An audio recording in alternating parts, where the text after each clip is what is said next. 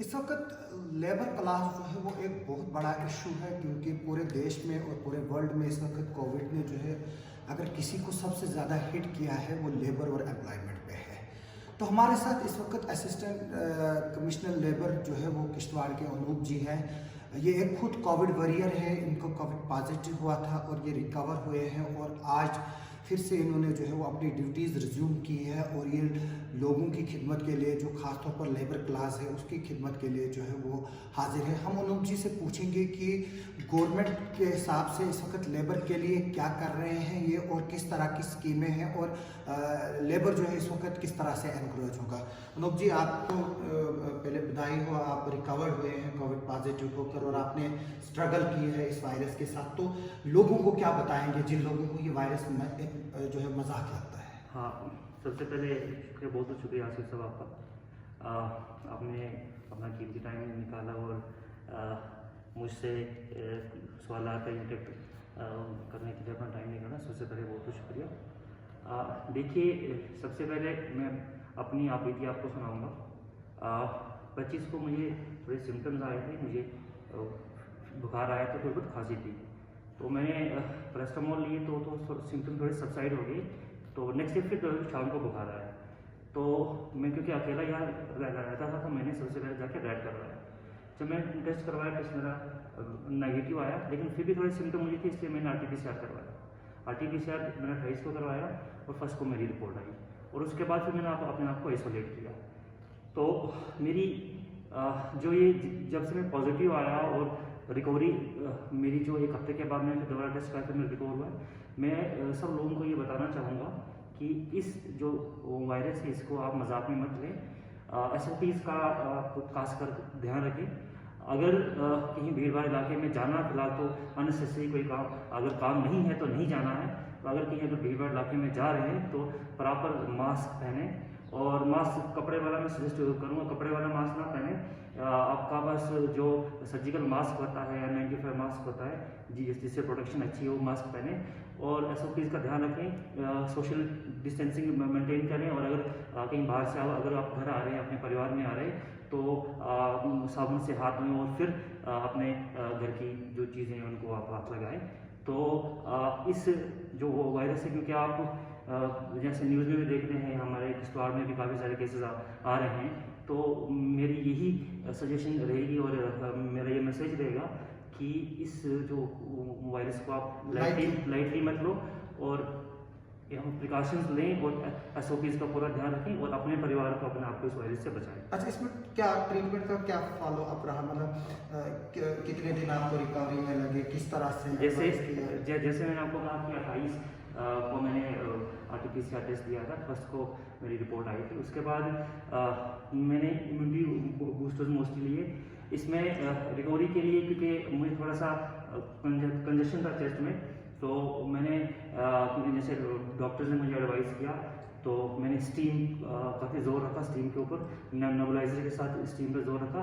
हर 4-4 घंटे के बाद मैंने स्टीम लिया और उस स्टीम से मुझे काफ़ी फर्क पड़ा। साथ में कुछ एंटीबायोटिक्स जो डॉक्टर ने रिकमेंड की थी, जिंक की कुछ टेबलेट्स थी, विटामिन C था, वो सब चीज़ें जो डॉक्टर ने रिकमेंड की थी उनको मैंने प्रॉपर लिया, तरीके से लिया और अपना आइसोलेट किया। जब आप नेगेटिव हुए तो फिर उसके कितने दिन उसके बाद क्या प्रोसेस रहा आपका? मतलब देखिए, जैसे मैं नेगेटिव, जैसे मैं 7 को मैंने टेस्ट करवाया था, तो फिर मैं नेगेटिव आया, लेकिन तब भी मैंने 3-4 दिन अपना आइसोलेट रखा, अपने फैमिली से मैं इंटरेक्ट नहीं किया। लेकिन मैं अभी भी कुछ इम्यूनिटी बूस्टर्स वो कंटिन्यू कर रहा हूँ, और साथ में post Covid treatment follow post जो कोविड ट्रीटमेंट है उसका फॉलो मैं कर रहा हूँ, और साथ में कुछ मल्टी विटामिन वगैरह मैं ले रहा हूँ, जिससे कि बॉडी में स्ट्रेंथ रहे, इम्यूनिटी हमारी बॉडी में प्रिपेयर है। चलो, आपको बहुत बहुत मुबारक हो, आपने इस वायरस से जंग लड़ी है और अभी भी आप इस वायरस का जो असर है वो अपने जिस्म में देख रहे हैं, जो पोस्ट कोविड कॉम्प्लिकेशंस कहते हैं।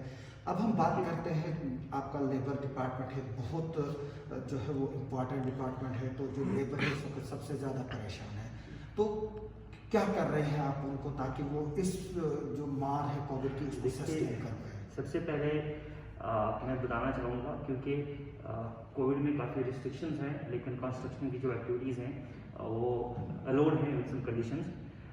उसके अलावा जो लेबर क्लास हमारी अभी काम कर रही है, हमारे पास यहाँ पे काफ़ी सारे प्रोजेक्ट्स हैं, उसके अलावा भी कहीं रोड्स बिल्डिंग्स के काम है, लेबर क्लास काम कर रही है।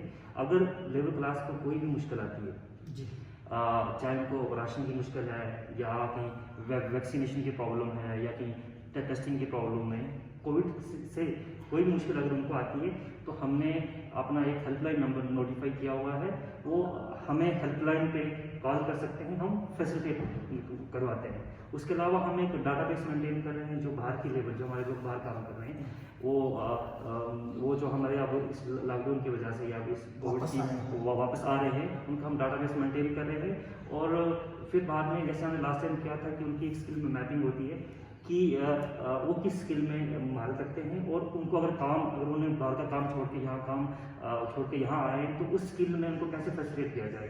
सरकार की कई सारी स्कीमों के बारे में उनको अवेयर किया जाता है, वहाँ से वो फायदा उठा सकते हैं। उसके अलावा अगर यहाँ पे कहीं उनका छोटा मोटा रोजगार और नरेगा का जॉब कार्ड नहीं बना, लेबर कार्ड नहीं बना, वो हम फैसिलिटेट करवाते हैं ताकि जो उनका रोजगार इस बीमारी की वजह से छूटा है वो रोजगार वो उनको दोबारा मिले और उनकी फैमिली सफर में। फाइनेंशियली हेल्प कैसे हो रही है इनको आपके डिपार्टमेंट से?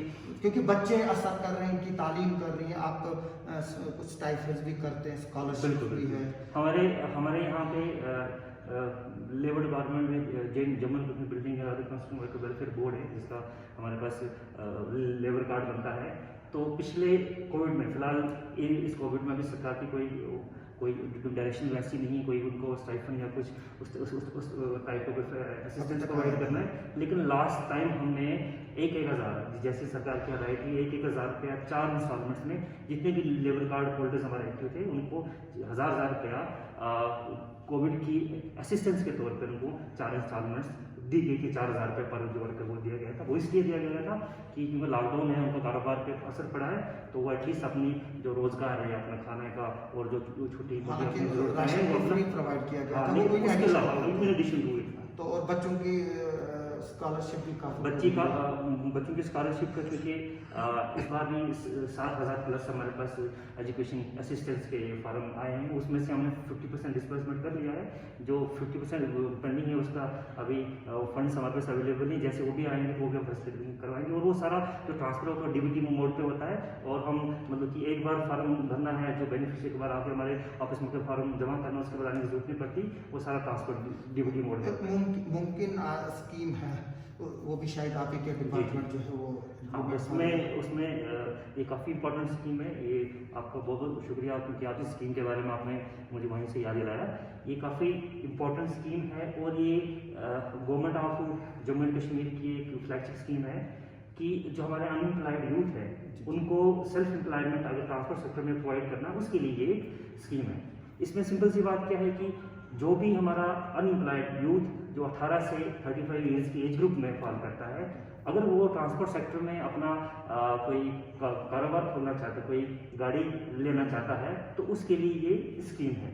और उसमें क्या है कि सबसे पहले क्या होना चाहिए कि इसमें एक चीज़ें हैं कि वो जो अनएम्प्लॉयड यूथ है जिसकी एज 18 से 35 ईयर्स के बीच में होनी चाहिए, वो domicile of Jammu and Kashmir का होना चाहिए, उसके पास डोमिसाइल सर्टिफिकेट होना चाहिए। उसके अलावा वो अनएम्प्लॉयड होना चाहिए, उसके लिए अनएम्प्लॉयमेंट सर्टिफिकेट या तो एम्प्लॉयमेंट एक्सचेंज से या तो कोई कंसर्न सरप्राइज से वो ला सकते हैं।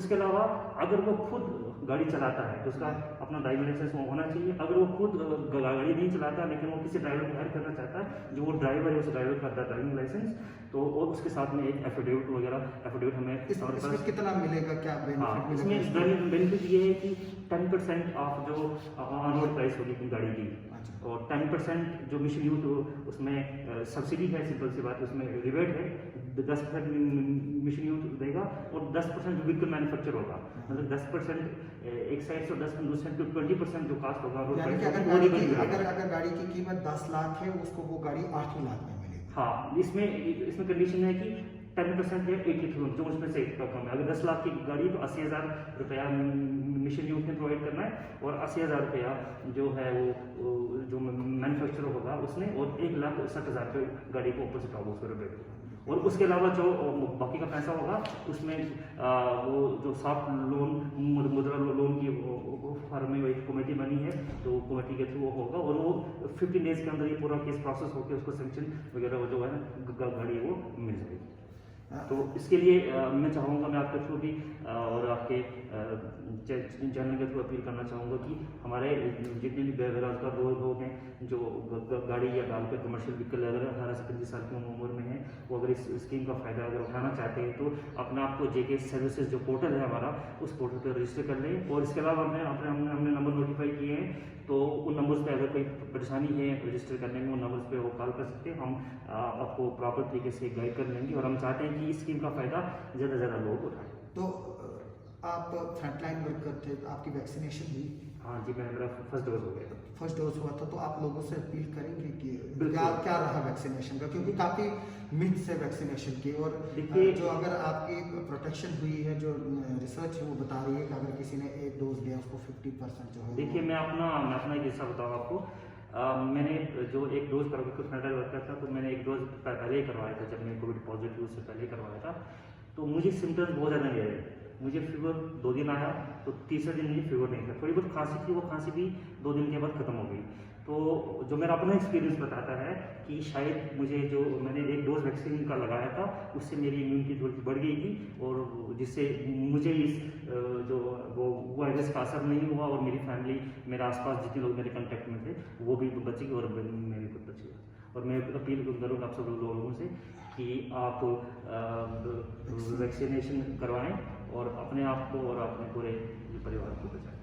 अनूप जी, आपका बहुत बहुत शुक्रिया। आप जो है वो कोविड वॉरियर है, आपने एक तो एक एएलसी का रोल निभाया है। लेबर क्लास जो है इस वक्त काफ़ी परेशान है। दूसरा, आप कोविड से लड़ते हुए जो है वो आज फिर ड्यूटी रिज्यूम आपने की है, तो आपने हमसे बात की, और हमें उम्मीद है कि जो लोगों ने आपको सुना है वो वैक्सीनेशन भी कराएंगे, टेस्टिंग भी कराएंगे। अगर उनको कोई इस तरह के सिम्टम्स है वो हॉस्पिटल को भी अप्रोच करेंगे, एडमिनिस्ट्रेशन को भी अप्रोच करेंगे, और आप मजदूरों को जो है वो हर हेल्प पॉसिबल जो है वो करने के लिए तैयार है। आप सबका बहुत बहुत शुक्रिया।